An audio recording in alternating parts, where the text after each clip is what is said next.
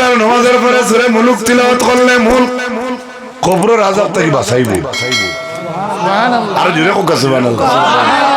কতজন এশার নামাজের বাদে আমরা সূরা মুলক তিলাওয়াত করি, সময় নাই, সালাম ফিরেও ফেসবুক খুলে লাগে, বেজার হইবা না।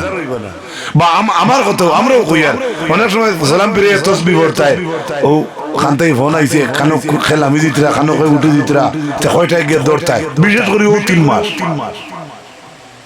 এটা হইয়া থাকে, নয়া কিচ্ছু নাই। কিন্তু নয়া না হইলেও সারার মনের মাঝে রইতো আমরা আল্লাহর কোরআন পড়িতাম, আল্লাহ তৌফিক দান করতো। সারা হোক আমিন, আরো জুড়ে কই না আমিন। হযরত আব্দুল্লাহ ইবনুল মুবারক হযরত কি বারো হইছে, ফটো দেখলে বেটি বই রইছে, জিকাইলা রে গো মাই খানো যাইতাই, বেটি ওনো যাইতাম ইটা না কইয়া আল্লাহর কোরআনের একটা আয়াত পড়িলাই। সুবহানাল্লাহ।